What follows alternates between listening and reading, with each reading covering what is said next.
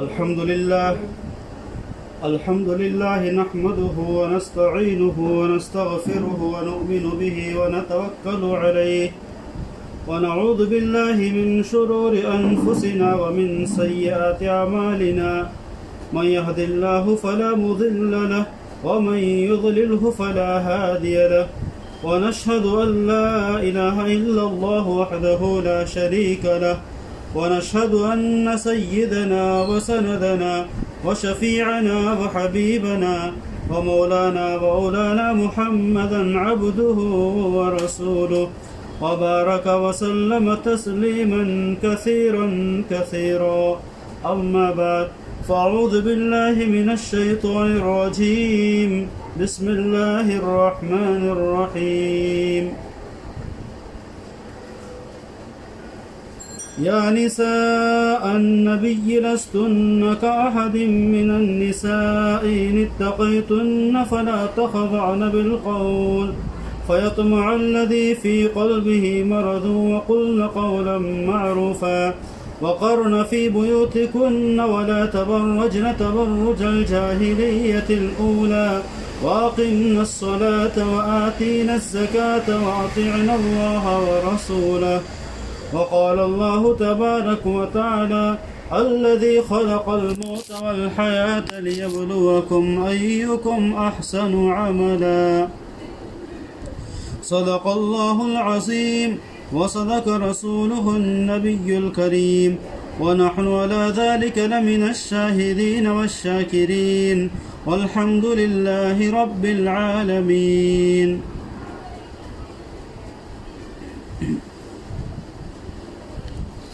محترمہ مائیں اور بہنیں،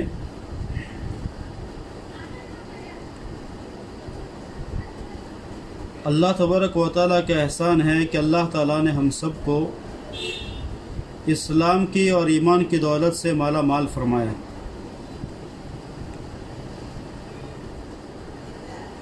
بچپن سے ہم تعلیم الاسلام پڑھتے ہیں. تعلیم الاسلام یہ مسئلے مسائل کی سب سے پہلی کتاب ہے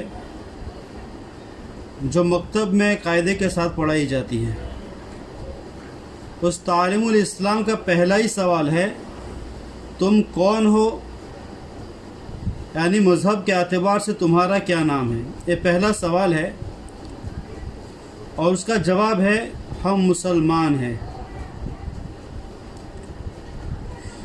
تو اللہ تبارک و تعالیٰ نے ہم کو یہ نام دیا، مسلمان کا نام. قرآن کریم میں فرمایا هو سماکم المسلمین، اور اللہ تعالیٰ نے تمہارا نام مسلمان رکھا ہے. مسلمان کس کو کہتے ہیں؟ مسلمان ماننے والے کو کہتے ہیں. اللہ کی بات کو ماننا، اللہ کے نبی صلی اللہ علیہ وسلم کی بات کو ماننا، بڑوں کی بات کو ماننا، تو یہ ماننے والوں کو مسلمان کہتے ہیں.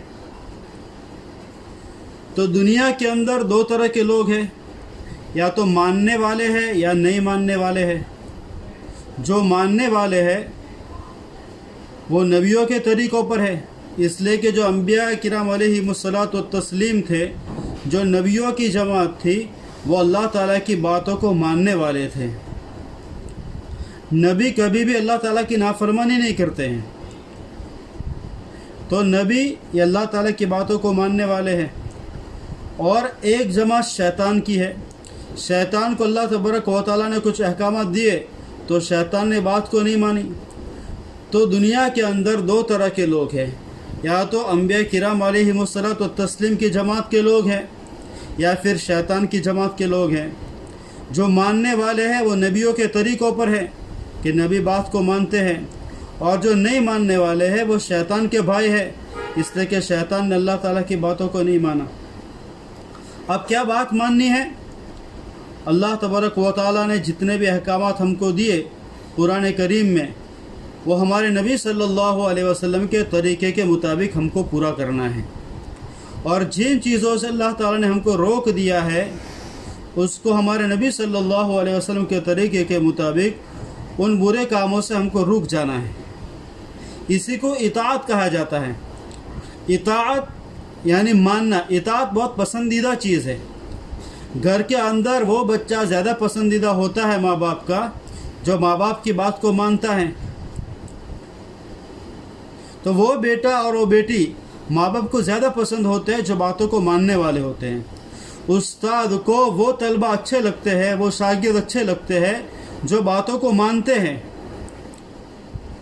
اسی طریقے سے میاں کو وہ بیوی اچھی لگتی ہے جو باتوں کو زیادہ ماننے والی ہو. اس کو اطاعت کہا جاتا ہے، اور اطاعت بہت پسندیدہ چیز ہے. تو ماں بہن، ہمیں اللہ تبارک و تعالیٰ کی باتوں کو ماننا ہے. ہمیں شیطان کی جماعت سے نہیں بننا ہے، ہمیں نافرمانوں میں نہیں بننا ہے. نافرمان یہ شیطان کے بھائی ہے. نافرمان دوسرے لفظوں کے اندر اس کو منکرین کہا جاتا ہے، اور تیسرے لفظوں کے اندر ان کو کافرین کہا جاتا ہے. یہ سارے نہ ماننے والے ہیں. اور نہ ماننے والوں کے لیے اللہ تبارک و تعالیٰ نے آخرت میں تو جہنم بنائی ہے، لیکن دنیا کے اندر بھی ان کے لیے اعلان فرمایا وَمَنْ أَعْرَضَ عَنْ ذِكْرِي فَإِنَّ لَهُ مَعِيشَةً ضَنْكًا، کہ جو ہماری باتوں سے اعراض کرے گا، ہماری باتوں کو نہیں مانے گا، اللہ تعالیٰ فرماتے ہیں کہ ہم اس کی معیشت کو اور اس کی زندگی کو ضنکا یعنی تنگ بنا دیں گے. تو مائیں بہنیں، آج پوری دنیا کے اندر دیکھ لیجیے ہر انسان پریشان ہے، ہر گھر کے لوگ پریشان ہیں، چین اور سکون نہیں ہے. زندگی گزارنے کے سارے اسباب موجود ہے، مال دولت موجود ہے، گھر موجود ہے، نرم بسترے موجود ہے، گھر کے اندر اے سی لگا ہوا ہے، لیکن گھر کے اندر پریشانیاں ہیں، گھر کے اندر تکلیفیں ہیں، بے چینیاں ہے، بے سکونی ہے. انسان کے پاس امن نہیں ہے، چین اور سکون کے لیے پریشان ہے. یہ نافرمانی کرنے کا ایک اثر ہے، اور یہ نافرمانی کرنے کا اللہ تعالیٰ کی باتوں کو نہیں ماننے کا اثر ہے. تو اللہ تعالیٰ ہمیں قرآن کریم کے اندر فرماتا ہے وَأَطِعْنَ اللَّهَ وَرَسُولَهُ، تم اللہ تعالیٰ کی اطاعت کرو، اللہ تعالیٰ کے رسول کی اطاعت کرو. مائیں بہن، اللہ تعالیٰ نے جو زندگی دی ہے، یہ زندگی بہت مختصر زندگی ہے، اور یہ کب ختم ہو جائے گی ہمیں پتہ بھی نہیں چلے گا. ہمارے سامنے ہمارے ماں باپ تھے، ہمارے دادا اور دادیاں تھی، نانا اور نانیاں تھی، اور وہ کب سے جا کر قبروں میں سو گئی ہے، من مٹی کوڑ کر سو گئی ہے. ہمارے سامنے کے واقعات ہے. ایک وقت وہ آئے گا ہم بھی دادا اور دادیاں بن جائیں گے، نانا اور نانیاں بن جائیں گے، اور ہم بھی من مٹی کوڑ کر سو جائیں گے. اور جس طریقے سے اپنے دادوں کو اور اپنے نانا کو اور نانیوں کو یاد کرتے ہیں، اس طریقے سے دوسرے لوگ ہم کو یاد کریں گے. یہ زندگی ختم ہونے کے لیے ہے. یہ زندگی برف کی طرح ہے کہ برف کا کام پگھلنا ہے. اسی طریقے سے زندگی بھی پگھل رہی ہے. زندگی بھی رات اور دن کی شکل کے اندر پگھلتی ہوئی ہمارے پاس سے جا رہی ہے. ہم اپنی زندگی کو یاد کرتے ہیں تو لگتا ہے ابھی تو ہم 10 سال کے تھے، ابھی تو ہم اسکول جاتے تھے، ابھی تو ہم 20 سال کے تھے، ابھی تو شادی بھی نہیں ہوئی تھی. اور مائیں بہن، ایک وقت وہ آ گیا کہ آج ہماری عمر کسی کی 40 سال، کسی کے 50 سال، کسی کی 60 سال، کسی کے 70 سال پہنچ گئی. ہم روزانہ قبر کے قریب جا رہے ہیں، اور اللہ تبارک و تعالیٰ کا مطالبہ ہم سے یہ ہے، اللہ تعالیٰ کی ریکوائرمنٹ ہم سے یہ ہے کہ ہم اللہ تعالیٰ کی باتوں کو مانیں، اللہ کے نبی صلی اللہ علیہ وسلم کی باتوں کو مانیں. ہم اللہ کی باتوں کو مانیں گے، اللہ کے نبی صلی اللہ علیہ وسلم کی باتوں کو مانیں گے مائیں بہنیں، تو ہماری زندگی خوشگوار ہو جائے گی، امن و امان والی ہو جائے گی، چین اور سکون والی ہو جائے گی. ہماری زندگی کے اندر ہدایت آئے گی. ہدایت کہتے ہیں کہ جب انسان کو ہدایت مل جائے کسی چیز کی تو سمجھو کہ اس کی گاڑی ہائی وے پر چڑھ گئی ہے. اور ہدایت ہم کو جو ملے گی وہ اطاعت سے ملے گی. اور اطاعت کیا ہے؟ اللہ تعالیٰ کی باتوں کو ماننا، اللہ کے نبی صلی اللہ علیہ وسلم کی باتوں کو ماننا. اب اللہ کی باتوں کو کیسے مانیں گے، اللہ کے نبی کی باتوں کو کیسے مانیں گے؟ تو مائیں بہنیں، جو ہمارے بڑے علماء کرام ہیں اور ہمارے بڑے لوگ ہیں، ان کی باتوں کو سنیں گے، ان کی کتابوں کو پڑھیں گے، اور قرآن کریم کو پڑھیں گے، اور احادیث کو پڑھیں گے، ہمارے نبی صلی اللہ علیہ وسلم کی سیرت کو پڑھیں گے، آپ کی طرز زندگی کو پڑھیں گے، آپ کے گھر کی جو عورتوں کی زندگی تھی اس کو پڑھیں گے، اور اس کو اپنی زندگی میں لانے کی کوشش کریں گے. ماننے کی نیت کر لے کہ ہمیں اللہ کی بات کو ماننا، اللہ کے نبی کی بات کو ماننا ہے.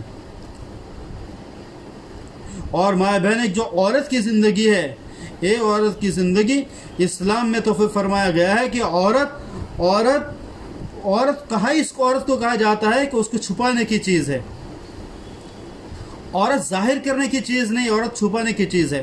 ہمارے گھر کی عورت، ہمارے نبی صلی اللہ علیہ وسلم کے گھر کی عورتیں جو پاک دامن مستورات تھی، ہماری اماں جان تھی، ہمارے نبی صلی اللہ علیہ وسلم کے ازواج مطہرات تھی، مائیں بہنیں، جب ان کو کوئی حکم دیا گیا تو اللہ تعالیٰ نے فرمایا وقرن فی بیوتکن ولا تبرجن تبرج الجاہلیت الاولی، کہ تم اپنے گھروں کے اندر چھپ کر بیٹھ جاؤ، اور جس طریقے سے زمانے جاہلیت کے اندر بغیر پردے کے اور کھلے عام گھومتی تھی، اس طریقے سے مت گھومو۔ وقرن فی بیوتکن، اپنے گھر کو مضبوطی سے پکڑ لو، بغیر مجبوری کے، بغیر زیادہ ضرورت کے گھر سے باہر نہ نکلے، اور اگر گھر سے باہر نکلنے کی ضرورت پیش آ گئی پورے پردے کے ساتھ نکلے۔ وَأَقِمْنَا الصَّلَاةَ وَآتِينَا الزَّكَاةَ، اور نماز کی پابندی کرو۔ اللہ تعالیٰ قرآن کریم میں فرماتا ہے نماز کی پابندی کیجئے، وَآتِينَا الزَّكَاةَ، اور زکوٰۃ کی ادائیگی کیجئے، وَآتِينَا اللَّهَ وَرَسُولَهُ، اور اللہ تعالیٰ کی اطاعت کیجئے اور اللہ کے رسول صلی اللہ علیہ وسلم کی اطاعت کیجئے۔ اور ہمارے نبی صلی اللہ علیہ وسلم کے گھر کی عورتوں کو اللہ نے حکم دیا کہ اگر کوئی تمہارے گھر کے دروازے پر آئے، غیر محرم مرد اگر تمہارے گھر کے دروازے پر آئے اور تمہارے گھر والوں کے بارے میں پوچھے تو تم نرم لہجے میں اس سے بات مت کرو۔ یہ عورت کو باہر سے آنے والے مرد کے ساتھ کس طرح بات کرنی ہے، قرآن کریم میں فرمایا لستن کاحد من النساء ان تقیتن فلا تخضعن بالقول، اور تم اپنی زبان کے اندر اور اپنے لہجے کے اندر، اپنے ٹیون کے اندر نرمی پیدا مت کرو۔ اگر کوئی دوسرا مرد آ کر بات کرتا ہے سختی سے بات کرو۔ کوئی گھر کے دروازے پر آیا، گھر کا دروازہ نوک کیا، بھائی یہ بھائی ہے گھر پہ، تو کہو کہ گھر پہ نہیں ہے، اور سخت لہجے میں کہو۔ اور اگر دوسرا کوئی سوال کرے تو اس کا جواب مت دو۔ یہ مسلمان عورت کے غیرت کے خلاف ہے کہ وہ غیر مرد کے ساتھ نرم لہجے کے اندر بات کرے، غیر مرد کے ساتھ وہ بات کرے، یہ اسلامی غیرت اور اسلامی حمیت کے خلاف ہے۔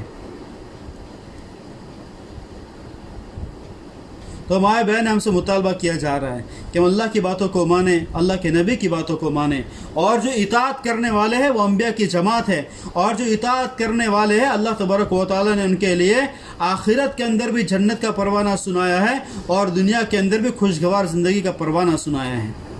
اور جو نافرمان ہے وہ شیطان کے بھائی ہے، آخرت میں تو وہ جائیں گے جہنم کے اندر، اور دنیا کے اندر بھی اللہ تعالیٰ فرماتے ہیں ان کی زندگی کو تنگ کر دیں گے۔ تو اللہ تعالیٰ ہم سے مطالبہ کرتا ہے کہ اللہ تعالیٰ کی اطاعت کریں، اللہ تعالیٰ کی باتوں کو مانیں، اور ایک اب تک کرنا ہے، ایک مختصر زندگی کے اندر کرنا ہے۔ اور یہ زندگی جو اللہ نے ہم کو دی ہے مائیں بہنیں، ایک گزارنے کے لیے نہیں دی ہے کہ صبح ہوئی ناشتہ کر دیا، دوپہر ہوئی کھانا کھا لیا، شام ہوا کھانا کھا لیا، پھر رات کو سو گئے، پھر واپس صبح ہی ناشتہ کیا، پھر کھایا، پھر سو گئے۔ اس کو زندگی گزارنا کہتے ہیں۔ اللہ تعالیٰ نے ہم کو زندگی گزارنے کے لیے نہیں دی ہے۔ اللہ تعالیٰ فرماتا ہے الذی خلق الموت والحیات لیبلوکم ایکم احسن عملا، ہم نے تم کو جو زندگی دی ہے اس لیے دی ہے کہ ہم دیکھنا چاہتے ہیں کہ تم میں سے بہترین عمل کر کے کون آتا ہے، اچھا عمل کر کے کون آتا ہے، بہترین زندگی گزار کے کون آتا ہے۔ اور بہترین زندگی کیا ہے کہ تمہاری زندگی اللہ تعالیٰ کے حکم کے مطابق ہو اور نبی صلی اللہ علیہ وسلم کے طریقے کے مطابق ہو۔ ایسی زندگی گزار کے کون آتا ہے؟ نماز کی پابندی کے ساتھ ہماری زندگی ہو، روزوں کی پابندی کے ساتھ ہماری زندگی ہو، اور صبح اور شام کی تسبیحات کی پابندی کے ساتھ ہماری زندگی ہو، اور ہمارا ہر کام اللہ تعالیٰ کے حکم کے مطابق ہو، نبی صلی اللہ علیہ وسلم کے طریقے کے مطابق ہو، ہماری زندگی پردے کے ساتھ ہو۔ اور ایسی زندگی کا مطالبہ اللہ تعالیٰ ہم سے کرتا ہے۔ اور ہم ہیں کہ اپنی زندگی کو خالی گزار رہے ہیں، دن اور رات خالی گزار رہے، ہماری زندگی بن نہیں رہی ہے۔ ہماری زندگی بننی چاہیے، اور بننا کس کو کہتے ہیں کہ روزانہ رات کو سوتے وقت میں ہر مرد اور عورت وہ اس بات کا تصور کرے، اس کو سوچے کیا جو میں نے دن گزارا ہے، کیا میری پانچوں نمازیں ہو گئی ہے؟ اگر پانچوں نمازیں ہو گئی ہے اللہ تعالیٰ کا شکر ادا کریں۔ صبح اور شام کی تسبیحات ہو گئی ہے، اگر ہو گئی ہے اللہ تعالیٰ کا شکر ادا کریں۔ اور آج میں نے کتنے نیک کام کیے ہیں، کسی کو ہم نے صدقہ دیا، غریب مسکین ہمارے دروازے پر ہے، ہم نے اس کو صدقہ دیا، کسی کو نیکی کی بات بتائی اور کسی کا ہم نے دل نہیں دکھایا۔ تصور کرے روزانہ رات میں کہ ہم نے آج کتنے نیک کام کیے ہیں اور کتنے ہم سے برے کام ہوئے ہیں، کہ آج ہم نے کسی کو ناراض کر دیا ہو، کسی کا دل دکھا دیا ہو، کسی کو برا بھلا کہہ دیا ہو، اور کوئی ہم نے بدن سے ہمیں کوئی گناہ کر دیا ہو، کانوں سے ہم نے غلط بات کو سن لیا ہو، غیبت کو سن لیا، گانے وغیرہ کو سن لیا ہو، آنکھوں سے کوئی غلطی ہو گئی ہو، پیروں سے کوئی غلطی ہو گئی ہو، اور دل و دماغ کے اندر ہم نے کسی کے بارے میں برا سوچا ہو، اگر ایسے گناہ ہوئے ہیں یا کوئی ہماری نمازیں چھوٹ گئی ہے یا ہماری تسبیحات فوت ہو گئی ہے، اگر ایسے ہم سے ہوئے تو اللہ تعالیٰ سے استغفار کرے، تو روزانہ محاسبہ کرے کہ آج کا دن مجھے جہنم میں لے جائے گا یا آج کا دن مجھے جنت میں لے جائے گا۔ آج جو میں نے دین کو گزارا ہے، کیسے میں نے دین کو گزارا، کیا میں نے اپنے دین کو بنایا ہے، اپنے دین کو بگاڑا ہے؟ اگر ہمارے دین کے پورے اعمال ہو چکے ہیں، پورے معمولات ہو چکے ہیں، نمازیں وغیرہ ہو چکی ہے، اور آج ہم نے گناہ کم کیے تو اللہ تعالیٰ کا شکر ادا کرے، اور جو گناہ ہوگا اس کے استغفار کریں۔ تو مائیں بہن، اللہ تعالیٰ ہم سے چاہتا ہے کہ تم ایسی زندگی گزارو جو بہترین زندگی ہو، تاکہ مرنے کے بعد اللہ تعالیٰ ہمیں جنت جیسے آرام دہ جگہ ہم کو نصیب فرمائے۔ تو دنیا تو کام کی جگہ ہے، یہاں پر ہمیں کام کرنا ہے، اور کام کیا ہے؟ اللہ تعالیٰ کی اطاعت والا کام ہے۔ اور قبر یہ آرام کی جگہ ہے، وہاں پر جا کر ہم کو سونا ہے، اور پھر قبر کے بعد ایک زندگی آئے گی، آخرت کی زندگی، جو نہیں کبھی ختم ہونے والی زندگی ہے، وہ آخرت کی زندگی انعام کی زندگی ہے۔ اگر ہم نے دنیا کے اندر کام کیا ہوگا، اللہ تعالیٰ ہمیں قبر کے اندر آرام کرائے گا، اور قبر کے بعد کی زندگی کے اندر اللہ تعالیٰ ہمیں انعام سے نوازے گا۔ اور اگر ہم نے دنیا میں کام نہیں کیا، خالی زندگی کو ہم نے گزار دیا، تو مائیں بہنیں، قبر کی زندگی، قبر کے عذاب سے ہمارے نبی صلی اللہ علیہ وسلم نے ہر نماز کے بعد پناہ مانگی ہے۔ قبر اتنی خطرناک جگہ ہے۔ حضرت عثمان رضی اللہ تعالیٰ عنہ کے سامنے جب قبر کا تذکرہ آتا تو آپ اتنا روتے کہ آپ کی داڑھی تر ہو جاتی۔ لوگ پوچھتے، آپ جنت کے تذکرے سے اتنا نہیں روتے ہیں، جہنم کے تذکرے سے اتنا نہیں روتے ہیں، آپ قبر کے تذکرے سے اتنا کیوں روتے ہیں؟ تو وہ فرماتے ہیں کہ آخرت کی منزل میں سب سے پہلی منزل ہماری قبر ہے، اگر ہم وہاں پر پاس ہو گئے، وہاں پر کامیاب ہو گئے تو بات کی ساری منزل آسان ہو جائے گی، اور اگر ہم قبر کے اندر پکڑے گئے تو بات کی ساری منزل ہماری مشکل سے مشکل ہو جائے گی۔ تو مائیں بہنیں، ہم سے قبر کے اندر سوال کیا جائے گا، تمہارا رب کون ہے، تمہارا نبی کون ہے، اور تمہارا دین کیا ہے؟ جس نے اللہ تعالیٰ کے حکموں کے مطابق زندگی گزاری ہوگی وہ تو بولے گا میرا رب تو اللہ ہے۔ جس نے ہمارے نبی صلی اللہ علیہ وسلم کے طریقوں کو فالو کیا ہوگا وہ تو بولے گا کہ میرا نبی تو اللہ کے رسول صلی اللہ علیہ وسلم ہے۔ اور جس مذہب کے اوپر ہم نے زندگی گزاری ہوگی، اگر دین اسلام کے اوپر زندگی گزاری ہے تو وہ انسان بولے گا میں دین اسلام کے اوپر زندگی گزار کر آیا ہوں اور وہی میرا مذہب ہے۔ اور مائیں بہنیں، خدا نہ خواست ہماری زندگی غلط ہے تو جب وہ قبر کے اندر فرشتے ہم سے سوال پوچھیں گے تو ہر ایک کا جواب ہوگا آہن آہا، ہائے افسوس، ہائے افسوس، لا ادری، میں نہیں جانتا۔ پوچھیں گے تمہارا نبی کون ہے؟ ہائے افسوس، ہائے افسوس، نہیں جانتا۔ تمہارا مذہب کیا ہے؟ ہائے افسوس، ہائے افسوس، میں نہیں جانتی۔ یہ ہمارے جواب ہوں گے۔ جب مسلمان بندہ جواب دے دے گا میرا رب اللہ ہے، میرا نبی محمد صلی اللہ علیہ وسلم ہے، میرا دین اسلام ہے، تو اللہ تبارک و تعالیٰ قبر کے فرشتوں سے کہیں گے کہ اس کی قبر کو کھول دو، اس کی قبر کے اندر جنت کا بچھونا بچھا دو، اس کی قبر کے اندر جنت کی کھڑکیاں کھول دو۔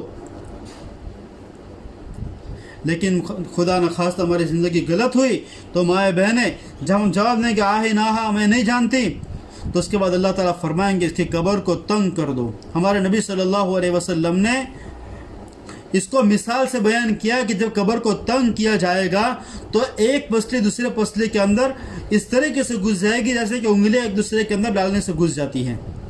قبر اس طریقے سے تنگ ہو جائے گی جس سے انسان کی پسلیاں ایک دوسرے کے اندر گھس جائے گی، اور اس کے لیے جہنم کا بچھونا بچھا دو، اور اس کے لیے جہنم کی کھڑکیاں کھول دو، وہاں سے بدبو اور وہاں سے گرم ہوا اس کو ملتی رہے گی۔ اس لیے ہمارے نبی صلی اللہ علیہ وسلم ہر نماز کے بعد قبر کے عذاب سے پناہ مانگتے ہیں۔ اللہ تعالی ہم سب کی قبر کے عذاب سے حفاظت فرمائے۔ تو اگر ہم نے دنیا کے اندر صحیح کام کیا ہوگا تو قبر ہمارے آرام کی جگہ بنے گی، اور پھر بعد قبر کے بعد بہت سارے مراحل ہے، محشر کا میدان ہے، اور وہاں پہ میزان ہے، اور پل صراط ہے، اور پل صراط کے بعد پھر جنت ہے یا جہنم ہے۔ اگر قبر ہماری سنور گئی تو بعد کی ساری منزل آسان ہو جائے گی، اور اگر ہم قبر کے اندر پکڑے گئے مائیں بہنیں تو پھر ہمیں بچانے والا کوئی نہیں ہوگا۔ انسان کہے گا وما لنا من شافعین ولا صدیق ولا حمیم، مجھے کیا ہو گیا ہے، آج میرا کوئی شفاعت کرنے والا نہیں ہے، ولا صدیق، آج میرا کوئی مہربان دوست نہیں ہے، ولا حمیم، اور آج کوئی میرا غمخوار نہیں ہے۔ تو مائیں بہن، اللہ تعالیٰ ہم سے مطالبہ کرتا ہے کہ ہم ایسی زندگی گزارے جو بہترین زندگی ہو۔ اللہ تعالیٰ نے ہم کو زندگی دی ہے، یہ گزارنے کے لیے نہیں دی ہے، اس کو بنانے کے لیے دیا ہے۔ اللہ تعالیٰ دیکھنا چاہتا ہے کہ تم میں سے بہترین زندگی گزار کے کون آتا ہے، لیبلوکم ایکم احسن عملا، تم میں سے بہترین زندگی بنا کے کون آتا ہے۔ بہترین زندگی کیا ہے؟ دینداری والی زندگی ہے۔ اور جب زندگی کے اندر دین آئے گا تو مائیں بہنیں، جس طریقے سے ہر چیز کا کلر ہوتا ہے اس طریقے سے دین کا بھی کلر ہے۔ اللہ تعالیٰ قرآن کریم کے اندر فرماتے ہیں صبغۃ اللہ، اللہ تعالیٰ کا کلر، ومن احسن من اللہ صبغہ، اور اللہ تعالیٰ سے بہترین کلر کس کا ہو سکتا ہے۔ تو مائیں بہن، اللہ کا کلر سے کیا مطلب ہے؟ جس طریقے سے دنیا کا ایک کلر ہے کہ جب انسان دنیا دار بنتا ہے اور اس کے پاس دنیا آنے لگتی ہے تو اس کے اوپر کلر چڑھتا ہے۔ کیا کلر چڑھتا ہے؟ پھر جب دنیا آنے لگتی ہے تو پھر اس کے پاس گاڑی آ جاتی ہے، اس کے پاس مہنگے کپڑے آ جاتے ہیں، پھر وہ اپنا گھر خرید لیتا ہے، گھر کے اندر فرنیچر آتا ہے، اور پھر ہر ہفتے میں 2-3 بار وہ گھومنے کے لیے جاتا ہے، اور یہ دنیا کا کلر ہے اس کے اوپر۔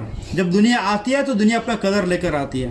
تو مائیں بہنیں، جب ہماری زندگی میں دین آئے گا تو دین کا بھی کلر چڑھے گا۔ اور دین کا کلر کیا ہے؟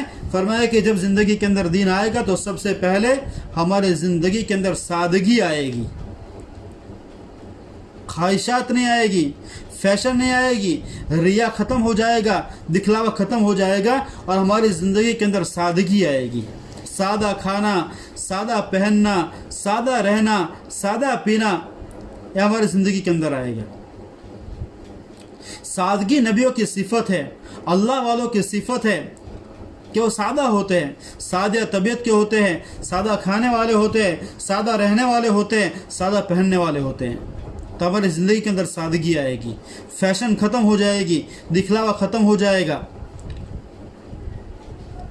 اور دوسرا کلر کون سا ہے کہ جب ہماری زندگی میں دین آئے گا تو پھر ہماری زندگی کے اندر پاکیزگی آئے گی، نظروں کی پاکیزگی آئے گی، زبان کی پاکیزگی آئے گی، کھانوں کی پاکیزگی آئے گی، کپڑوں کی پاکیزگی آئے گی، بدن کی پاکیزگی آئے گی، ہر اعتبار سے ہماری زندگی کے اندر پاکیزگی آئے گی۔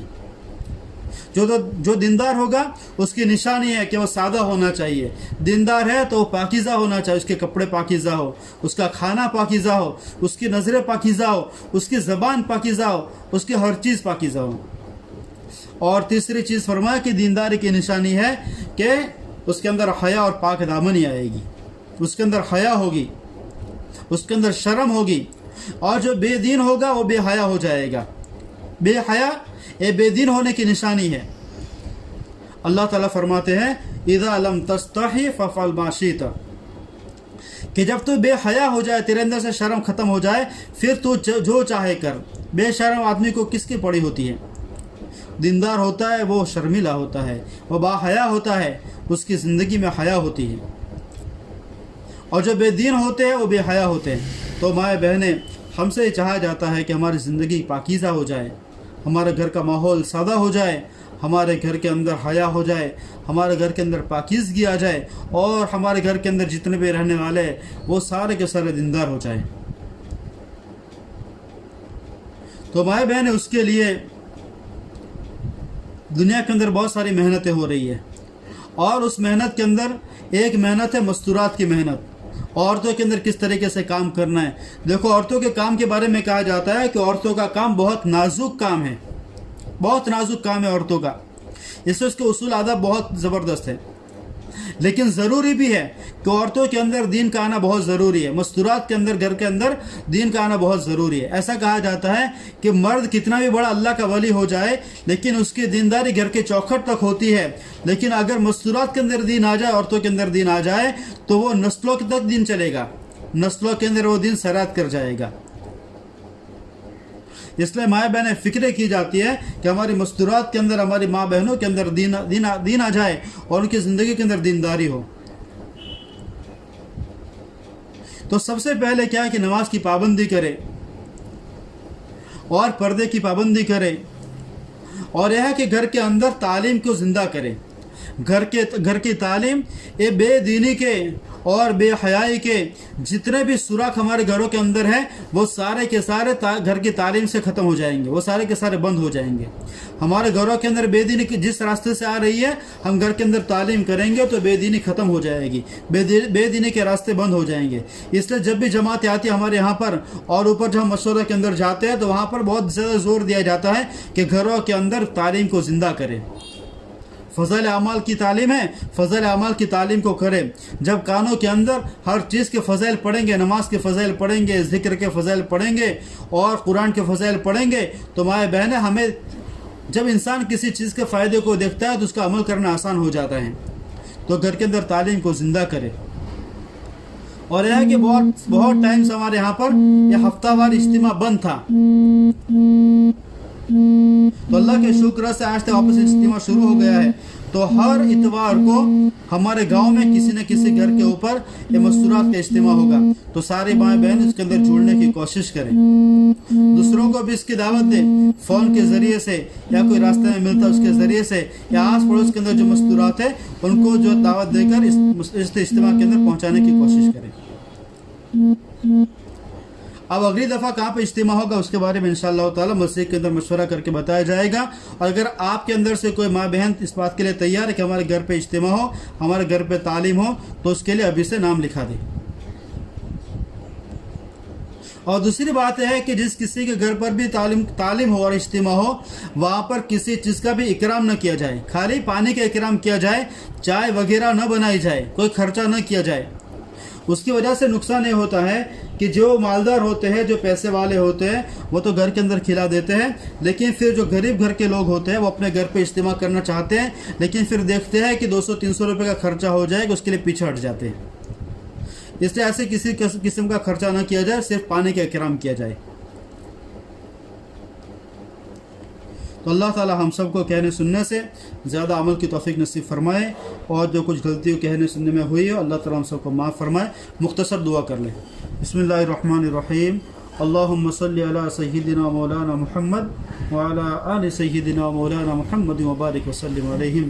یا اللہ یا ربنا یا مولانا یا سیدنا غایت رغبتنا، ظلمنا انفسنا وإن لم تغفر لنا وترحمنا لنكونن من الخاسرين، لا إله إلا أنت سبحانك إنا كنا من الظالمين، ولا حول ولا قوة إلا بالله العلي العظيم، نستغفرك ونتوب إليك، اللهم ارزقنا طيبا واستعملنا صالحا، اللهم احسن عاقبتنا في الأمور كلها واجرنا من خزي الدنيا وعذاب الآخرة۔ یا اللہ ہمارے گناہ کو معاف فرما، صغیرہ کبیرہ گناہ کو معاف فرما، خطاؤں سے درگزر فرما۔ مولا کریم یا پروردگار عالم، ہم سب کے جوڑ کر بیٹھنے کو قبول فرما، جو کچھ اللہ کہا گیا اس پر عمل کرنے کی توفیق نصیب فرما، کہنے کے اندر سننے کے اندر جو کچھ غلطی کو تو اس کو معاف فرما۔ مولا کریم یا پروردگار عالم، ہم سب اس لیے جمع ہوئے ہیں تاکہ اللہ ہماری زندگی میں دین آ جائے اور ہم وہ عمل کرنے والے بن جائے جو تجھے پسند ہے، اور ہم وہ عمل کرنے والے بن جائے جس سے تو خوش ہوتا ہے اور پیارے نبی صلی اللہ علیہ وسلم خوش ہوتے ہیں۔ مولا کریم یا پروردگار عالم، تو ہماری زندگی کو سدھار دے، ہماری بگڑی کو بنا دے، برے کاموں سے ہماری حفاظت فرما، گناہوں سے ہماری حفاظت فرما۔ مولا کریم، تو نے جو زندگی ہم کو عبادت کے لیے نصیب فرمائی تھی، وہ زندگی اللہ ہم نے اپنی خواہشات کے اندر لگا دی ہے اور دنیا کے فتنوں کے اندر لگا دی ہے۔ مولا کریم یا پروردگار عالم، جو زندگی تو نے تیری عبادت کے لیے نصیب فرمائی، یا اللہ ہم نے اس زندگی کو تیری نافرمانی میں لگا دیا ہے۔ مولا کریم، تیری نعمتیں ہم پر بارش کی طرح برستی رہی، یا اللہ ہم تیری نعمتوں کو کھا کر تیرا مقابلہ کرتے رہے اور تیری نافرمانی کرتے رہے۔ مولا کریم یا پروردگار عالم، تو ہماری غلطی کوتاہی کو معاف فرما، ہمارے گناہوں کو معاف فرما مولا کریم یا پروردگار عالم، تو ہماری خطاؤں سے درگزر فرما مولا کریم۔ پوری دنیا کے اندر جتنے مسلمان ہیں تمام مسلمانوں کی جان کی، مال کی، آبرو کی، عزت کی، ایمان کی حفاظت فرما، سب کی مغفرت فرما یا اللہ۔ ضرورت مندوں کی ضرورتوں کو پورا فرما، پریشان حالوں کی پریشانیوں کو دور فرما، بیماروں کو شفا نصیب فرما مولا کریم یا پروردگار عالم۔ بے گھروں کو گھر نصیب فرما، بے روزگاروں کو حلال پاکیزہ روزی نصیب فرما، بے جوڑوں کو جوڑا نصیب فرما، جن کے نکاح ہو چکے ہیں، گھر کے اندر پریشانیاں ہیں، ان کی پریشانیوں کو ختم فرما اللہ۔ بے اولادوں کو اولاد نصیب فرما، جن کے اولاد ہے ان کی آنکھوں کو ٹھنڈک بنا مولا کریم یا پروردگار عالم۔ جو مانگے نصیب فرما، جو مانگنے سے رہ گئے وہ بھی نصیب فرما۔ ہماری ٹوٹی پھوٹی دعا کو اپنے فضل و کرم سے جناب محمد مصطفیٰ صلی اللہ علیہ وسلم کے صدقہ و فعل قبول فرما۔ وصلی اللہ تعالی علی خیر خلق محمد وعلی آلہ وصحبہ اجمعین برحمتک یا ارحم۔